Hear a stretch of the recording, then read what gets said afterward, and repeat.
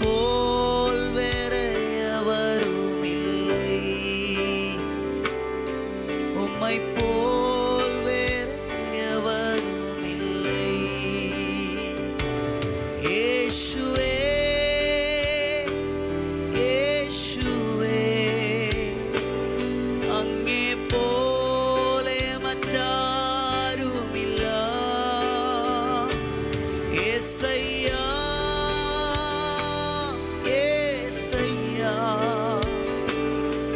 ഉമ്മൈ പോൽ വേറെ എവരുമിல்லை. ഉമ്മൈ പോൽ വേറെ എവരുമിல்லை. അങ്ങേ പോലെ മറ്റാരുമില്ല. അങ്ങേ പോലെ മറ്റാരുമില്ല.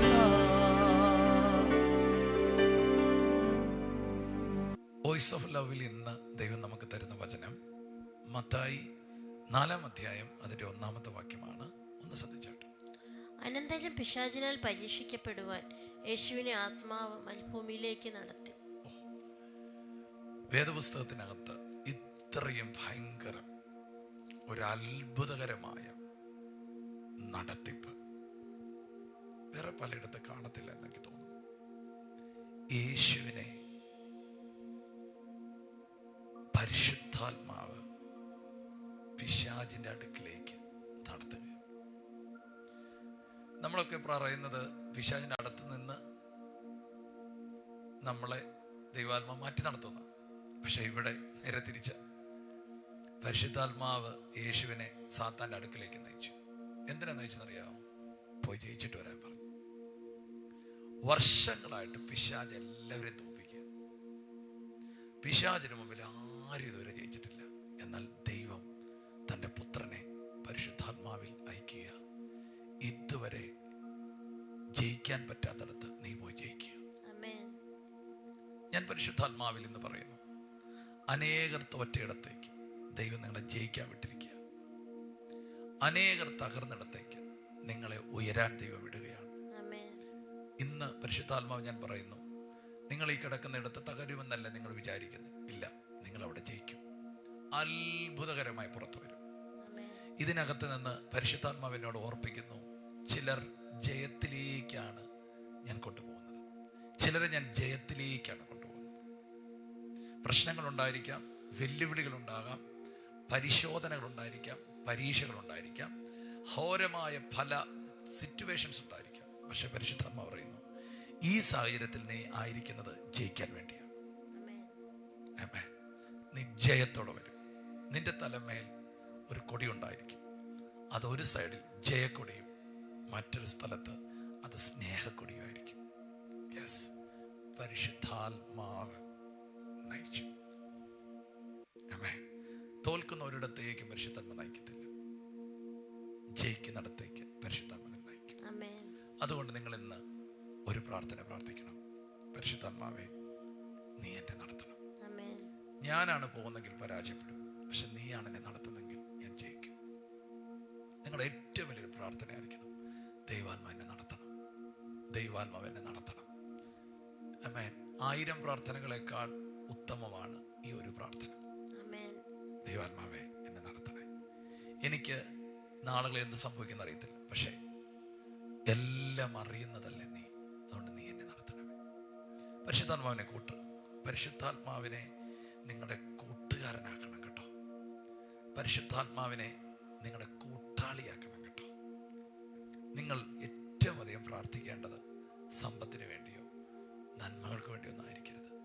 പരിശുദ്ധാത്മാവിനെ കിട്ടാൻ പ്രാർത്ഥിക്കണം കേട്ടോ. നിങ്ങളുടെ ലൈഫ് ടോട്ടലി മാറും.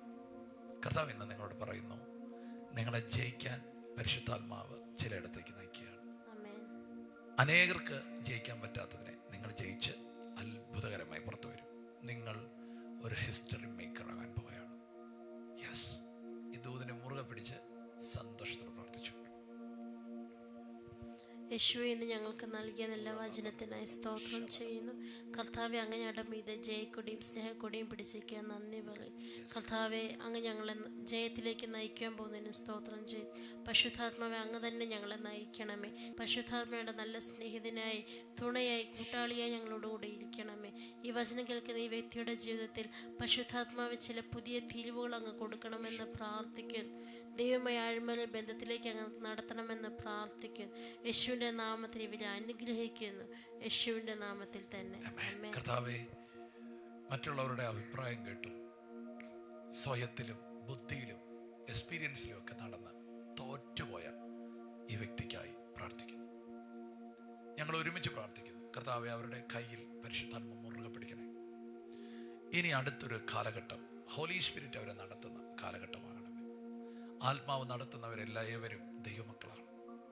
ഇവർ ദൈവമക്കളായതുകൊണ്ട് അവരെ ബുദ്ധിയും അറിവും നടത്തരുത്. പരിശുദ്ധാത്മാവെ, അങ്ങ് നടത്തണമേ. അങ്ങേ അധികം കൊടുക്കണമേ, അധികം വെളിപ്പെടുത്തണമേ, അധികം മനസ്സിലാക്കാൻ സഹായിക്കണമേ. ഇവരുടെ പ്രാർത്ഥന വിഷയങ്ങൾ അങ്ങായി മാറട്ടെ. യേശുവെ, അങ്ങേ അധികം ഈ മക്കൾക്ക് വെളിപ്പെടുത്തി കൊടുക്കണമേ. പിതാവേ, അങ്ങിലേക്ക് ഒത്തിരി അടുക്കാൻ ഇവരെ സഹായിക്കണമേ.